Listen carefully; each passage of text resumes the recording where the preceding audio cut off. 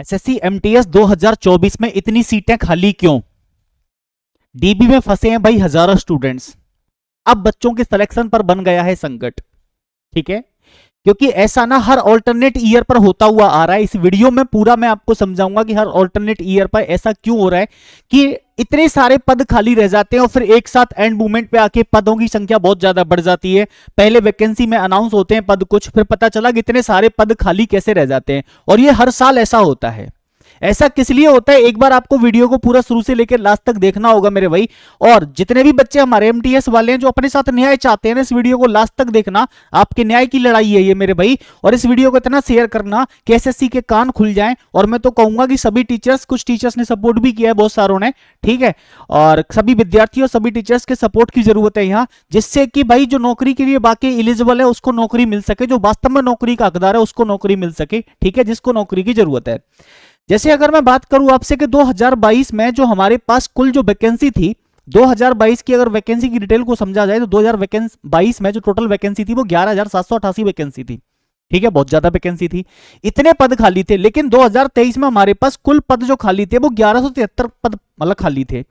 अब आप एक चीज देखिएगा, 2024 में जो वैकेंसी अनाउंस हुई थी वो 1935 वैकेंसी अनाउंस हुई थी। लेकिन अभी अभी नोटिस आता है एसएससी के द्वारा कुछ दिन पहले कि 9583 पद इसके अंदर और ऐड किए गए। एमटीएस एंड हवलदार की टोटल वैकेंसी 11,518 कर दी गई। लेकिन ऐसा क्यों हुआ?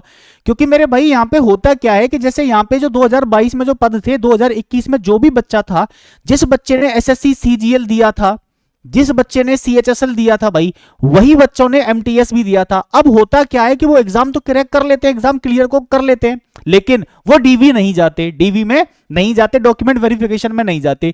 क्यों नहीं जाते? क्योंकि उनको नौकरी सिलेक्शन सीजीएल और सीएचएसएल में सुनिश्चित हो गया।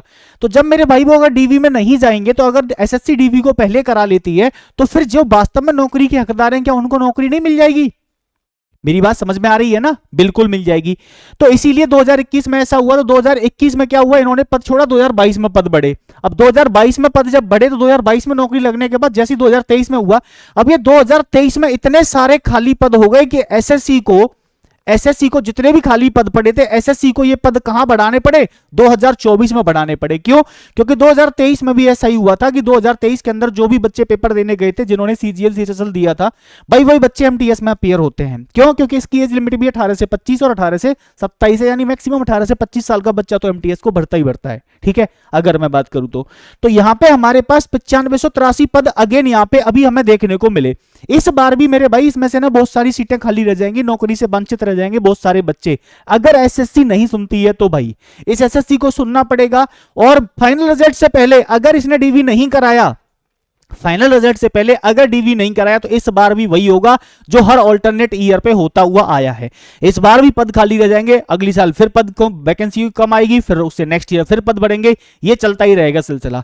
अब ऐसे में हम ये वीडियो बनाने का क्या मकसद है? आप बच्चों के हित में भाई एसएससी से एक रिक्वेस्ट है कि फाइनल रिजल्ट देने से पहले एसएससी डीवी करा ले, डॉक्यूमेंट वेरिफिकेशन करा ले।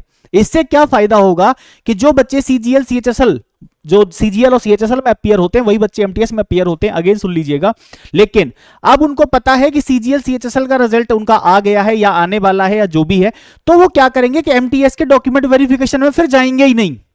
मेरी बात समझ में आ रही है कि नहीं आ रही? जैसे सीएचएसएल का रिजल्ट आ गया अभी, तो अब सीएचएसएल वाले डॉक्यूमेंट वेरिफिकेशन में क्यों जाएंगे? नहीं जाएंगे ना। तो जिनका डॉक्यूमेंट वेरिफिकेशन होएगा, नौकरी फिर उनको मिलेगी। तो मेरे भाई यहां जो वाकई नौकरी के लिए एलिजिबल है, जो नौकरी का हकदार है, ऐसे में नौकरी उसको मिलेगी। तो हमारी एसएससी से मांग है कि भाई डॉक्यूमेंट वेरिफिकेशन पहले होना चाहिए। ठीक है, तो डॉक्यूमेंट वेरिफिकेशन को एसएससी पहले करा ले एमटीएस के लिए। इससे क्या होगा भाई, बहुत सारे बच्चों का फायदा हो जाएगा। जो बहुत सारे बच्चे एक नौकरी की आस लेके बैठे होते हैं, जो एक लंबे समय से तैयारी कर रहे होते हैं, उनकी नौकरी सुनिश्चित हो जाएगी। ठीक है, तो मेरे भाई आप सभी से ये रिक्वेस्ट है, इस वीडियो को इतना शेयर करो कि जिससे कि एसएससी के कान खुल जाए और एसएससी तक ये बात पहुंच जाए, और एसएससी फाइनल रिजल्ट देने से पहले डॉक्यूमेंट वेरिफिकेशन करा ले। सभी बच्चों से सहयोग की कामना करता हूं और सभी मेरे शिक्षक साथीगणों से भी सहयोग की कामना करता हूं कि सभी सहयोग करें और सभी इस पर अपने अपने प्लेटफॉर्म पे एक वीडियो बनाएं, जिससे कि ये चीजें एसएससी तक तुरंत पहुंच पाए और एसएससी इस पर एक्शन ले और वाकई एसएससी सुने इस चीज को। ठीक है, क्योंकि ये दर्द इग्नोर करने वाला नहीं है भाई, ये दर्द को सीरियस लेने वाला दर्द है, ये बच्चों के हित का दर्द है, ये छात्राओं के हित का दर्द है मेरे भाई। ठीक है, एक बेरोजगार जिंदगी का दर्द है, ये उस जिंदगी का दर्द है जो इतने लंबे समय से एक नौकरी की आस में बैठा हुआ है।